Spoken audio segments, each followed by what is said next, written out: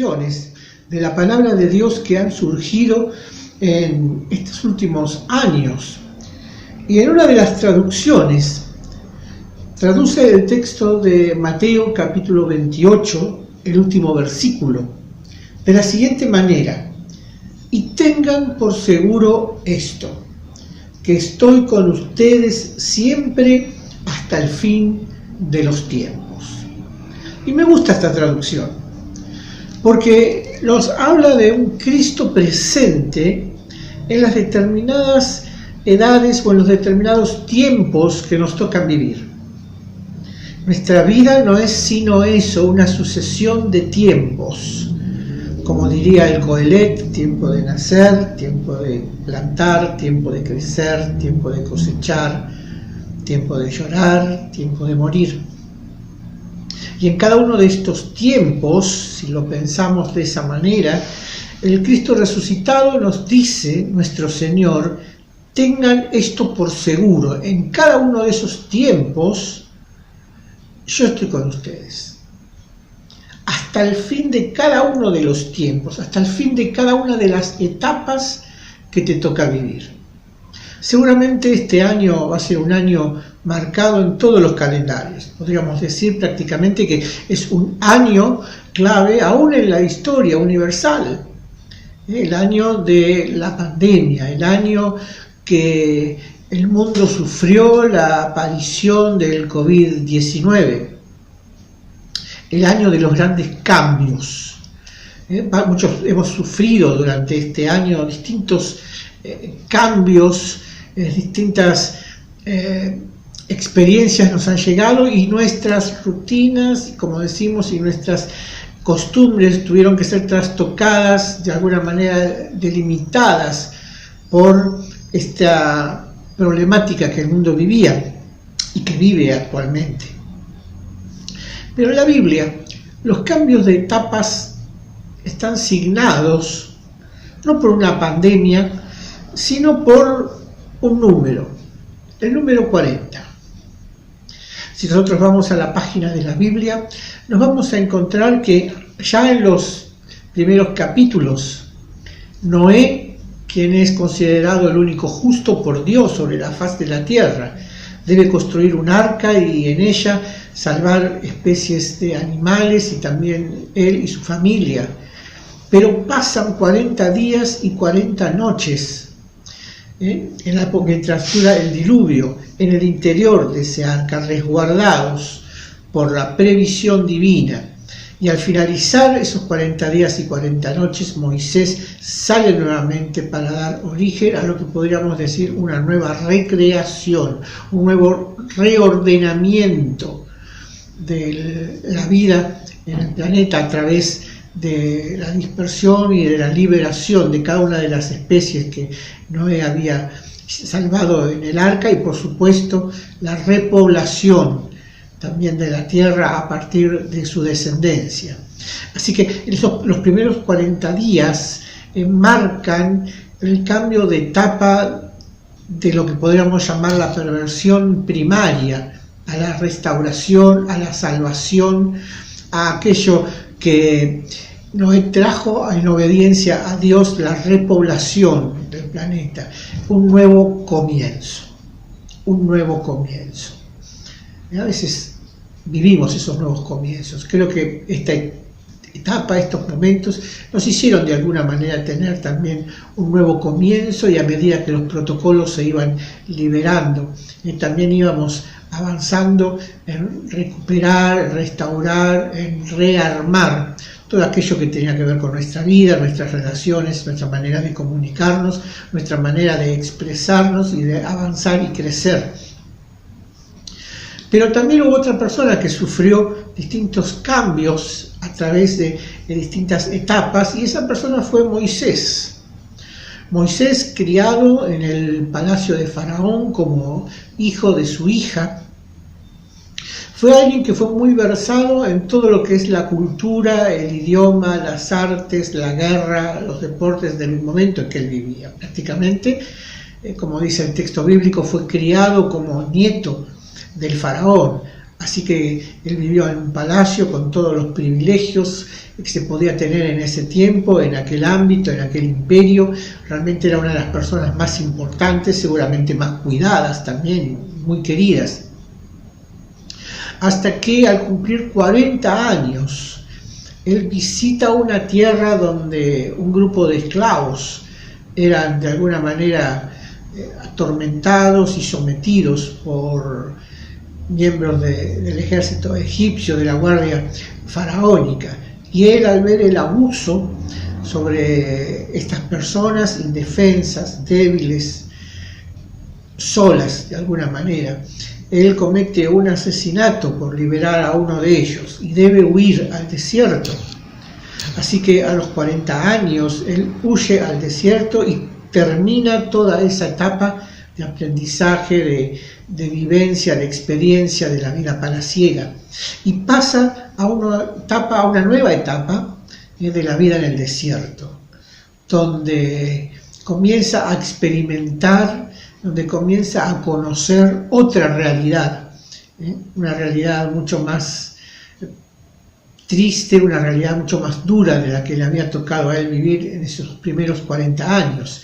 Y es así hasta que llega a él a la edad de los 80, cuando una noche una zarza que ardía y no se consumía llama su atención y de ella una voz lo llama. El llamado divino, la vocación que él recibe a través de ese llamado, lo transformará en el líder que posteriormente fue.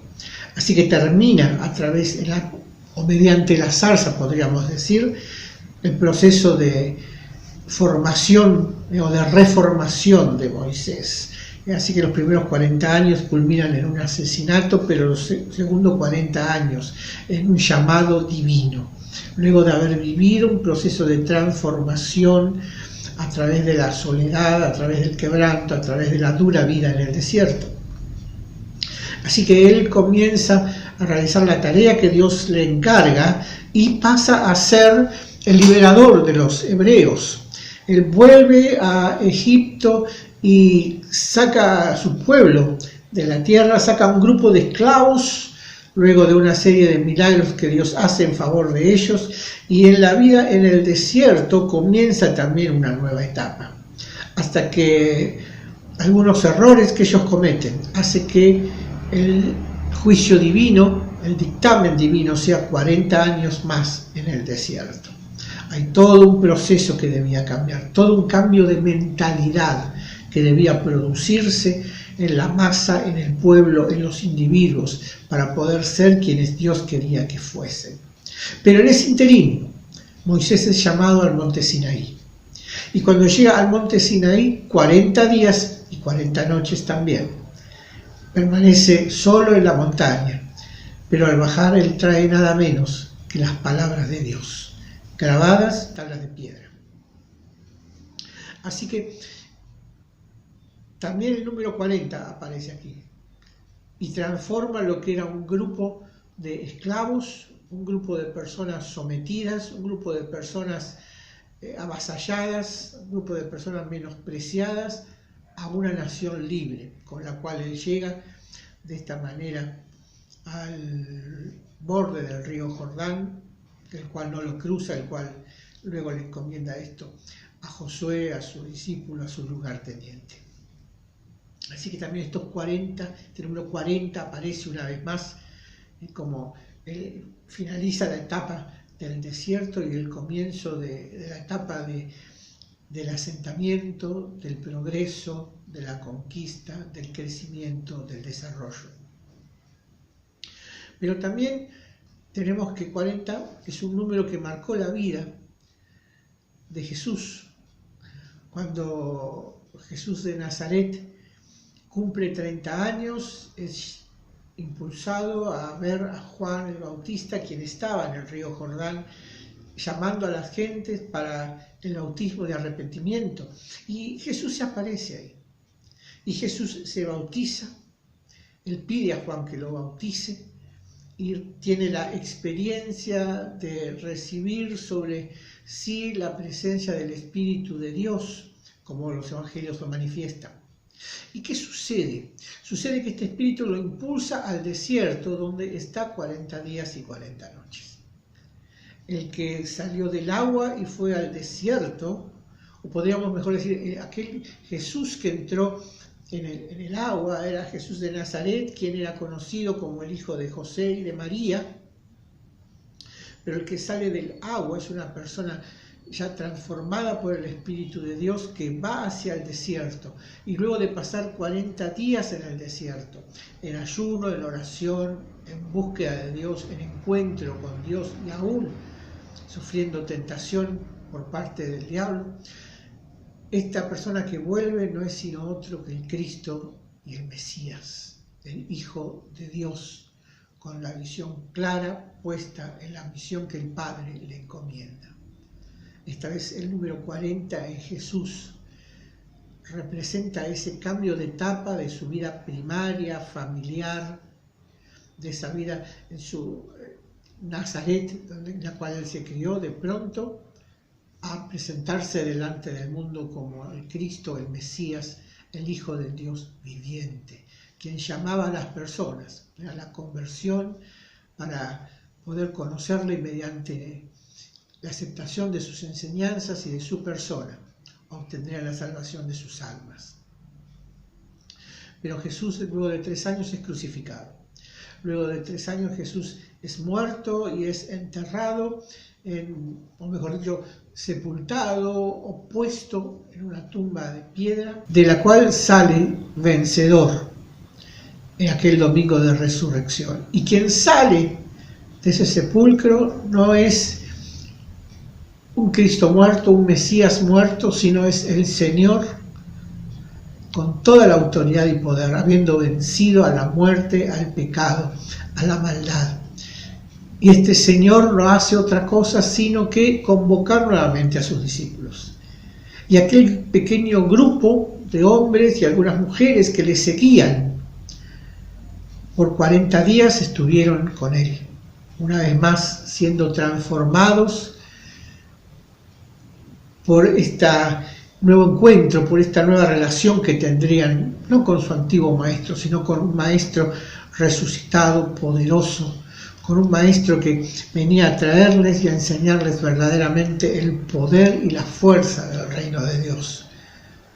Reino que era su mensaje y que fue luego el mensaje de sus discípulos, quienes de pescadores, quienes de cobradores de impuestos, quienes de personas simples, de mujeres sencillas, terminaron siendo apóstoles, mensajeros de él a través de toda la faz de la tierra.